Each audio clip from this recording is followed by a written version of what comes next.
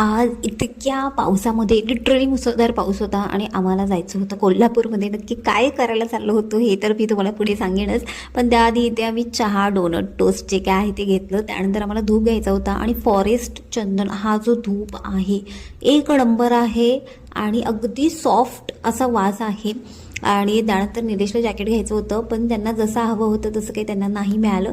त्यानंतर आमचं कोल्हापूरला येण्याचं कारण म्हणजे हे के बास्केट दिल्ली स्ट्रीट फूड इथे मिळत होतं, त्यामुळे आम्हाला ते ट्राय करायचं होतं. आणि मी घेतलं होतं छोले भटुरे, निलेशने घेतला होता चूर चूर नान आणि त्यानंतर आता मी हसते कारण आम्हाला खरं तर याचसाठी यायचं होतं कोल्हापूरला. आणि इतक्या मुसळधार पावसामध्ये आम्ही आलो होतो.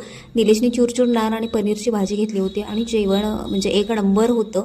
तुम्ही एकदा नक्कीच ट्राय करू शकताय. त्यानंतर घरी आलो, लगीची आणि डाकूची पेट पूजा केली. मी तरी पूर्ण भिजले होते. मिनी ब्लॉग कसा वाटला नक्की सांगा. Okay, bye.